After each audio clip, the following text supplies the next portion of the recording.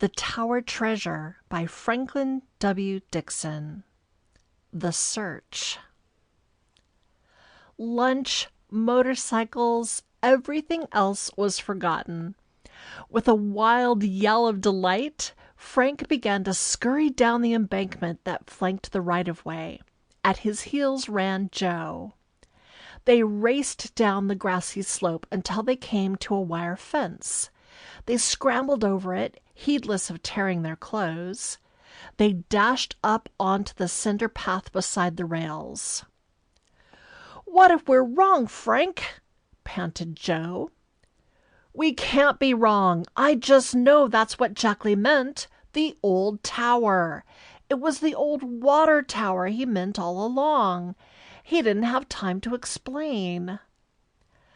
The Hardy Boys were tingling with excitement. It seemed that they could never reach the water tower. They dashed along the cinder path with all the speed at their command, but the tower still seemed a long distance away. "If only we have stumbled on the secret after all, Joe! It'll clear Mr. Robinson. We'll get the reward. Dad'll be proud of us." These thoughts gave them new strength, and their hopes were high as they neared the tower. The structure reared gloomily from beside the tracks. At close quarters it was even more decrepit, even more in a state of disrepair than they had imagined. The old tower had been abandoned for some time in favor of the new tank nearer the station. It sagged perilously. The ladder that led to the top lacked so many rungs that at first the boys feared they would be unable to ascend. "If Jackley got up this ladder, we can do the same," said Frank, as he stopped, panting, at the bottom. "Let's go."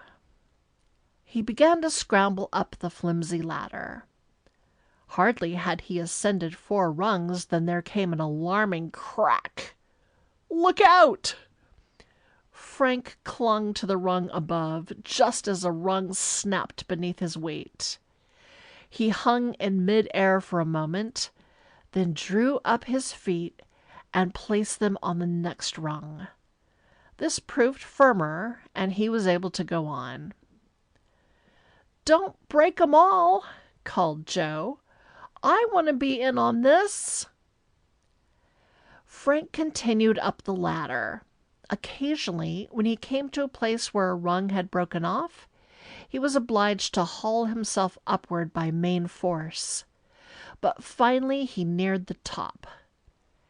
The ladder ran up along the side of the tank to the very top of the great vat-like receptacle, and there it led to a trap door. The Hardy Boys did not look down. They were high above the ground now, and the old water tower was swaying alarmingly. They began to realize their peril, for the tower was old and liable to topple over with them.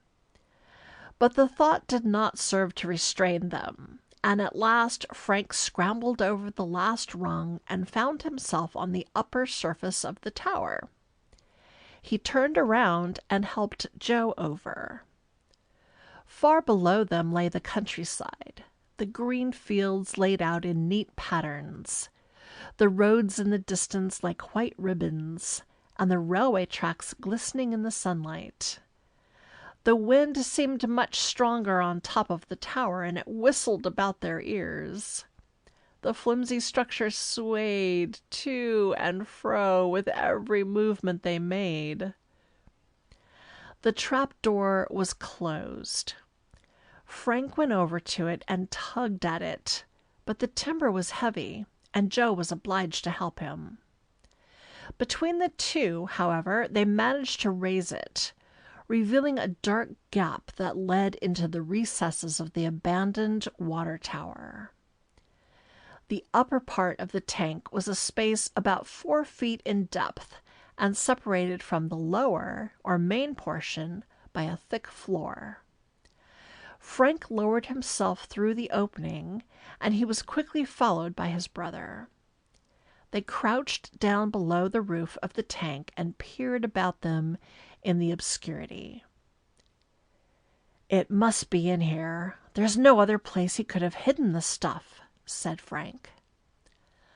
"Let's hunt for it, then. I wish we had brought our flashlights." Frank, however, had matches. Cautiously, he lit one. Then, crawling on hands and knees, he advanced into the darkness of the tower. In the faint glow of the match, they saw that the place was half filled with rubbish. There was a quantity of old lumber, miscellaneous bits of iron, battered tin pails, crowbars, and other things piled up pell-mell in all parts of the tower. But there was no sign of hidden loot. "It must be here somewhere," declared Joe doggedly. "He wouldn't leave it out in the open. Probably it's in behind all this junk." Frank held the match. They had to be careful, for the place was as dry as tinder, and any negligence might have made the whole place a mass of flame from which there would have been no escape. In the glow, then, Joe searched frantically, casting the old pails and the old bits of board and lumber aside with reckless abandon. One entire side of the tower top was searched without result. Then, on the far side, they spied a number of boards piled up in a peculiar manner. They did not look as though they had been flung there carelessly or accidentally, but rather as though they had been placed to hide something. Like a terrier after a bone, Joe made for it. Frantically, he tore away the boards. There, in a neat little hiding place formed by the wood, lay a bag. It was an ordinary gunny sack, but when Joe dragged it forth, he knew at once that their search had ended. "We've found it!" he exulted. "The tower treasure! This must be it!" Joe dragged the gunny sack out into the light beneath the trap door. They did not even wait to go out on top of the water tower. "Hurry!" exclaimed Frank, as with trembling fingers Joe began to open the sack. It was tied with a piece of twine, and Joe tugged at the stubborn knots. At last, however, the twine fell away, and the bag sagged open. Joe plunged his hand into the recesses of the sack, and he first withdrew an old-fashioned bracelet of precious stones. Jewelry! How about the bonds? Again Joe groped into the sack. His fingers encountered a bulky packet. He withdrew it, and the packet proved to be comprised of long, imposing-looking documents, held together by a rubber band. On the surface of the outer document, when they held it up to the light, they read the information that it was a negotiable bond for $5,000 issued by the city of Bayport. "That settles it," said Frank. "We've found the treasure." The boys looked at one another in triumph.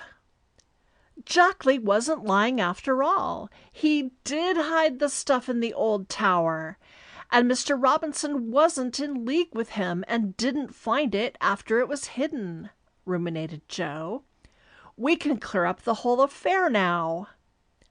"Let's start then," Frank exclaimed. "No use sitting here all day patting ourselves on the back. It's up to us to get right back to Bayport and turn this treasure over to the Applegates." Hastily he scrambled up through the trap, and Joe passed the bag of treasure up to him. Frank put the sack carefully to one side, then helped his brother up to the top of the tower. After that, He tied the treasure sack to his belt in order that he might have the full use of his 2 hands in descending the precarious ladder. They were so excited by their momentous discovery, by the knowledge that all the days of fruitless search had now ended, that they descended the ladder at breakneck speed. The last 2 rungs of the ladder snapped under Frank's feet, and the boys were obliged to undertake a drop of 6 feet in order to reach the ground. But they hardly noticed it. Scarcely had they picked themselves up than they were off on a run for their motorcycles, parked far back on the hillside. "We've shown him, eh?" gasped Joe. "I'll say we have. Oh boy, won't this surprise everybody!" "Now I'd like to see Dad tell us we're not cut out to be detectives." "Wait till Adelia Applegate sees all her jewelry back again. She'll change her opinion of us." "Wait till Herd Applegate sees his bonds back. And wait till Chief Collig and Detective Smuff hear about it." So the Hardy Boys gloated over their prospective return. But beneath it all, they were thinking of what this discovery meant to the Robinsons. They reached the embankment, scrambled over the fence, and made their way up the slope until at last they regained their motorcycles. Although they had only partly finished their lunch, they were too excited to eat any more, so they stowed the remainder away in the basket, lashed the bag of treasure securely to Frank's carrier, and turned the motorcycles around. "What a lucky chance for us that we decided to go down this road," declared Frank.